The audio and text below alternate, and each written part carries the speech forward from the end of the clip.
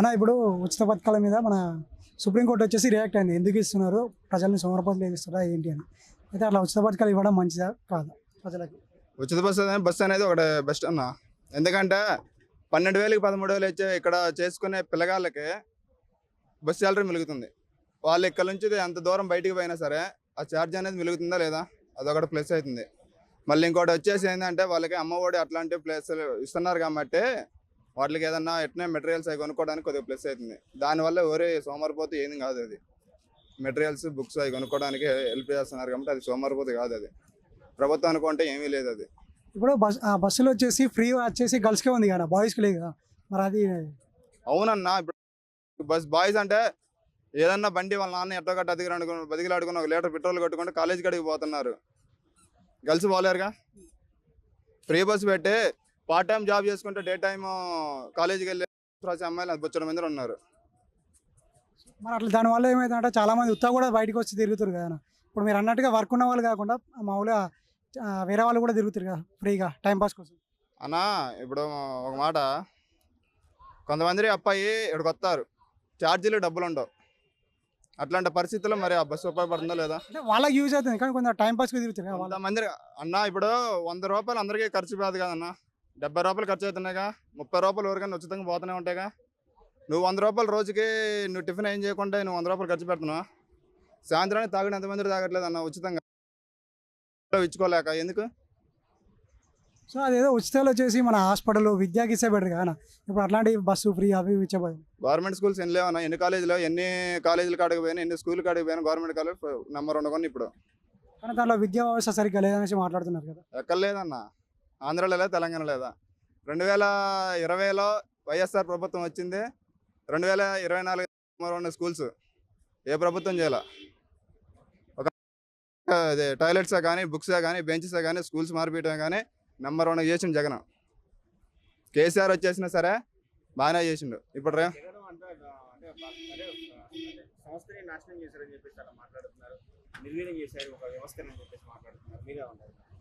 దాన్ని పెద్ద లెక్కేసుకోకూడదన్న. నెంబర్ 1గా 45% వైఎస్ఆర్ జగన్ జరిగిందన్న పోలింగ్. ఏబిఎం బాక్స్లా కానీ దాని జగన్ ఓడిపోవడం అనేది అసాధ్యం. అది మన అప్పులు అయిపోయినాయి, ఏమన్నా వచ్చే అవకాశం ఉంటే మా చెవిలో సీక్రెట్గా వచ్చి చెప్పమల్లా. అట్టుండేది ప్రభుత్వం గెలవడానికి. Hi sir. హాయ్ సార్, ఇది ఇప్పుడు మన గవర్నమెంట్ వచ్చేసి ఉచిత పథకాలు అనేది ఇస్తుంది కదా, దాని మీద వచ్చేసి మనకు హైకోర్టు అనేది రియాక్ట్ అయింది. ఎందుకు ఇస్తున్నారు, దానివల్ల ప్రజలు ఏమైనా యూజ్ ఉందా ప్రజలకు? మంచిదా చెడా ఉచిత పథకాల వల్ల? ఖచ్చితంగా చెడ్డదేనండి. ఇది వాళ్ళు చాలా స్పష్టంగా కూడా చెప్పారు. ఒక ప్రముఖ కంపెనీ యజమాని కూడా చెప్పడం జరిగింది. ప్రజలకు అందరికి కనుక తిండి బట్ట అనేటువంటి అన్నీ కూడా వాళ్ళకి ఉచిత పథకాలు ఇస్తుంటే ఇంకెవరు పనిచేయడానికి రావట్లేదు అని ఆయన తన యొక్క బాధను కూడా వ్యక్తం చేశాడు. వాస్తవంగా కూడా అది కూడా అందులో కూడా చాలా వాస్తవం ఉంది. ప్రజలు ఎప్పుడైతే ఈ గవర్నమెంట్ అనేటువంటి వాళ్ళు ఎప్పుడైతే ఉచిత పథకాలను ప్రవేశపెట్టారో ప్రజలు, ఒక వర్గం ప్రజలు కూడా ఈ ఉచిత భోజనానికి అలవాటు పడిపోయి, ఉచిత పథకాలకు అలవాటు పడిపోయి వాళ్ళు సోమరిపోతులుగా తయారవుతున్నారు. వాళ్ళు ఎటువంటి పనులు కూడా చేయడానికి కూడా ఇష్టపడట్లేదు. ఇది తీవ్రమైనటువంటి ప్రభావాన్ని కూడా చూపిస్తుంది. ఇది ఎందరో భారతదేశంలో ఉండే ట్యాక్స్ కట్టే వాళ్ళకి తీవ్రమైనటువంటి మనోవేదన కలగజేస్తున్నది. ఇంకా మన దేశంలో ఈ బ్లాక్ మనీ పెరగడానికి కూడా కారణం ఏంటంటే ఉచిత పథకాలే. ఏ విధంగానూ కూడా తెలుసుకుందాము. ఎన్నో అగ్రవర్ణాలు అవనివ్వండి, ఇతర వర్గాలు అవనివ్వండి, వాళ్ళు ఎంతో కష్టపడి ఉద్యోగాలు చేయడం ద్వారానో లేకపోతే వ్యాపారాలు చేయడం ద్వారానో డబ్బు సంపాదించి ఆ యొక్క డబ్బుని వాళ్ళు కట్టేటువంటి ట్యాక్స్ రూపంలో కూడా ప్రభుత్వానికి ట్యాక్స్ కడుతున్నారు. వాళ్ళు ఏదైనా ఇబ్బందిలో ఉన్నప్పుడు వాళ్ళకి ప్రభుత్వం నుంచి కూడా ఎటువంటి సపోర్ట్ కూడా ఉండట్లేదు. ఎక్కువ వ్యాపారస్తులు చెప్పేటువంటి విషయము. ఈ విధంగా ఉద్యోగస్తులు కానీ వ్యాపారస్తులు కానీ వాళ్ళు పగలు రాత్రి కష్టపడి సంపాదించినటువంటి డబ్బుని ట్యాక్స్ రూపంలో ప్రభుత్వానికి పే చేస్తుంటే మరి ఆ ప్రభుత్వము సరిగా ఖర్చు పెట్టట్లేదు అనేటువంటి బాధ, ఆవేదన కూడా ఈ యొక్క ట్యాక్స్ పేయర్స్ అందరిలో కూడా ఉంది. మనం ఇంత కష్టపడి ట్యాక్స్ కడుతుంటే ప్రభుత్వాలు ఏం చేస్తున్నాయి? ఈ ఉచిత పథకాలు కూడా ఎందుకు ప్రవేశపెడుతున్నారంటే నిజంగా ప్రజలకు మేలు చేయడానికి కాదు. ఈ పథకాల ద్వారా ప్రజలను ఆకర్షించుకొని ఓట్ల రాజకీయాల కోసం చేస్తున్నారు ఇవన్నీ. మనం ఇంత కష్టపడి ట్యాక్స్ కడుతుంటే ప్రభుత్వం ఏమో వాళ్ళ స్వార్థం కోసము, వాళ్ళ ఓట్లు సంపాదించుకోవడం కోసం ఇటువంటి ఉచిత ప్రభుత్వ పథకాలు ప్రవేశపెట్టి వాళ్ళు ఇష్టం వచ్చినట్టుగా అన్నీ కూడా చేసి వాళ్ళు ఓట్లు సంపాదించుకుంటున్నారు ప్రజల దగ్గర. దీన్ని తీవ్రంగా కూడా వాళ్ళు ఖండిస్తున్నారు. అందువల్లనే వాళ్ళు ఏం చేస్తున్నారంటే ట్యాక్స్ కట్టడానికి కూడా వెనకాడిపోతున్నారు. ఇదే అమెరికా వంటి అగ్రదేశాల్లో చూడండి, వాళ్ళు 40% ట్యాక్స్ వరకు కడతారు. కట్టి ఇంకా డొనేషన్స్ కూడా ఇచ్చినా కానీ వాళ్ళు ఎంతో సంతోషంతో కడతారు. అమెరికాలో గమనించినట్టయితే ట్యాక్స్ ఎగ్గొట్టే వాళ్ళు దాదాపుగా ఉండరు. కానీ ఇండియాలో సిస్టమ్ అలా లేదు.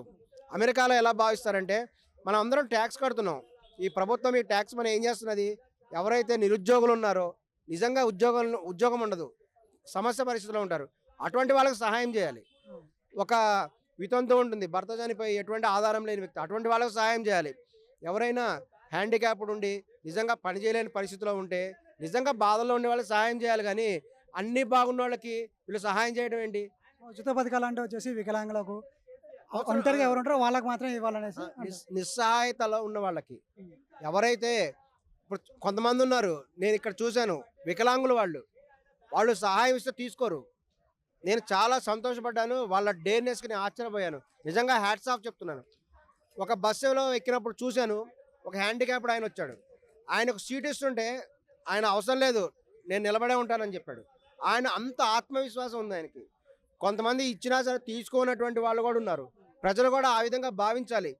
ఏదైనా కష్టపడి సంపాదిస్తే అందులో ఉండేటువంటి రుచి తేరగా వచ్చినటువంటి డబ్బులతో ఉండదు. ఎప్పుడైతే ప్రజలు కూడా ఉచిత పథకం తీసుకున్నారో వాళ్ళ విలువ పడిపోతుంది. వాళ్ళ విలువ పడిపోయి వాళ్ళు లోకం అయిపోతారు. తేరగా తినేవాడు ఎప్పటికి కూడా గౌరవం లభించదు. కష్టపడి సంపాదించే వాడు ఆ డబ్బుల్లో తినేటువంటి టేస్ట్ వేరే ఉంటుంది. అంతేగాని ఉచిత పథకాల వల్ల ప్రజలు వాళ్ళ విలువను ఇంకా కోల్పోతున్నారు. వీళ్ళు ఏమనుకుంటున్నారంటే కొంతమంది రాజకీయ నాయకులు ఎట్లాగూ కూడా ఈ యొక్క ఎలక్షన్లో గెలవడానికి మనకు ఉచిత పథకాలు ఇస్తున్నారు, వీళ్ళు గెలిచిన తర్వాత కొన్ని కోట్ల రూపాయలు సంపాదిస్తారు, వాళ్ళ లాభం కోసం వాళ్ళు మనకు డబ్బులు ఇస్తున్నారు అనేటువంటి భావనతో వీళ్ళు అనుకుంటున్నారు. ఉచిత పథకాలు అనుభవించే వాళ్ళు ఏమనుకుంటున్నారంటే రాజకీయ నాయకులకు ఏదో లాభం ఉంది, వాళ్ళు పదవిని ఉపయోగించుకొని లక్షల కోట్లు సంపాదిస్తున్నారు అవినీతి ద్వారా, కాబట్టి మనకిచ్చే లాభం మనం పొందుదాం అనేటువంటి ఆలోచనతో వీళ్ళు ఉన్నారు. ఇది ఎప్పటికైనా కూడా ఇది ప్రమాదకరమే. ఈ డిఫరెన్సెస్ ఎప్పుడైనా తీసివేయాలి. ఇండియాలో కూడా అమెరికాలో లాగా ఒక పారదర్శకత ఉండాలి. ప్రభుత్వంకి ట్యాక్స్ ద్వారా వచ్చినటువంటి డబ్బులు ఏ విధంగా ఖర్చు అవుతున్నాయి అనే విషయం కూడా ప్రజలకు కూడా తెలియజేయాలి. నిజంగా ఆపదలో ఉండేటువంటి వాళ్ళకి, అవసరంలో ఉండేటువంటి వాళ్ళకి, ఇప్పుడు ఒక పేద వ్యక్తి ఉంటాడు, తను చదువుకోలేని పరిస్థితిలో ఉన్నాడు, అటువంటి అతనికి సహాయం చేయడం మంచిదే. సహాయం చేసి అటువంటి వాళ్ళని ఎంకరేజ్ చేయాలి. అదేవిధంగా ఆపదలో ఉండే వాటికి సహాయం చేయాలి.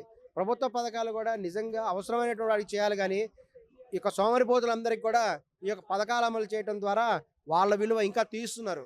కాబట్టి దీన్ని తీవ్రంగా ఖండించాల్సిన అవసరం ఉంది.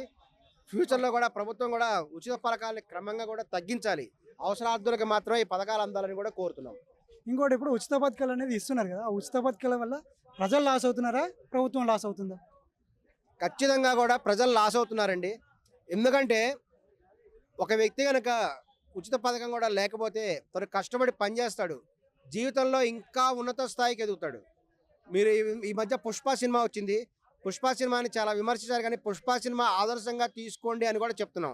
ఏ విధంగానంటే పుష్ప సినిమాలో హీరో ఒక పేద వ్యక్తి, ఒక కూలీగా వచ్చినటువంటి వ్యక్తి, కూలీ పని చేసుకుంటూ కూడా తన యొక్క ఆత్మవిశ్వాసంతో ఉంటాడు. ఆయన ఏ విధంగా ఉంటాడంటే తన కాళ్ళ మీద కాలేసుకొని కూర్చుంటే యజమాని వచ్చినప్పుడు కాళ్ళ మీద కాలేసుకోవద్దు, లేచి నిలబడి అంటాడు. కానీ అతను అంటాడు, నా ఎడమ కాళ్ళ మీద నా కుడి కాలేసుకున్నాను, నేను ఎందుకు తగ్గాలి అంటాడు. అతను ఎటువంటి తప్పు చేయనప్పుడు అతను ఎందుకు తగ్గాలి? అంత ఆత్మవిశ్వాసం ఉన్నటువంటి వ్యక్తి కూడా కూలీ స్థాయి నుంచి కూడా అతను ఎంతో ఉన్నత స్థాయికి ఎదుగుతాడు. కొన్ని వందల కోట్ల రూపాయలు సంపాదిస్తాడు, లక్షల కోట్లు సంపాదించేటువంటి పరిస్థితికి వస్తాడు. ఈ విధంగా కూడా నిజంగా కసి ఉన్నోళ్ళు సంపాదించాలనేటువంటి సెల్ఫ్ కాన్ఫిడెన్స్ ఉన్నటువంటి వాళ్ళు ఆదర్శంగా తీసుకోవాలి. అందులో ఈ యొక్క స్మగ్లింగ్ చేయమని నేను చెప్పట్లేదు, ఏ ప్రొఫెషన్ అయినా కానివ్వండి. దాంట్లో మంచిగా చెప్తున్నారు. మంచి చెప్తున్నాను. ఒక ఆత్మవిశ్వాసం ప్రతి వ్యక్తికి ఉండాలి, కష్టపడి చేయాలి, సంపాదించాలి, ఉన్నత పొజిషన్కి వెళ్ళాలి. ఆ విధమైనటువంటి ఆతృత ఎవరికి ఉంటుందంటే ఉచిత పథకాలు తీసుకునే వాళ్ళకి ఆతృత ఉండదు. వాళ్ళు ఏంటంటే ఉచిత పథకాలు తీసుకుంటారు, యాప్ తినేసి పడుకుంటారు. దానివల్ల ఎవరు నష్టపోతారంటే వాళ్ళు నష్టపోతారు. ఇంకో 10 సంవత్సరాల దగ్గర వచ్చినా కూడా వాళ్ళు అదే పొజిషన్లో ఉంటారు. అట్లా కాకుండా నిజంగా కష్టపడి సంపాదించే ఆత్మవిశ్వాసం, ప్రభుత్వ సహాయం తీసుకోండి. సహాయం తీసుకొని ఈ యొక్క వ్యాపారాలు చేసి కానీ ఈ యొక్క వృత్తుల ద్వారా చేసుకొని కూడా ఉన్నత స్థాయికి కూడా ఎదగొచ్చు. తద్వారా కూడా ఉన్నత స్థాయికి వెళ్ళాలంటే ఉచిత పథకాలు అనేటువంటి ఎప్పుడు కూడా సపోర్ట్ చేయమని కూడా భావిస్తున్నాను.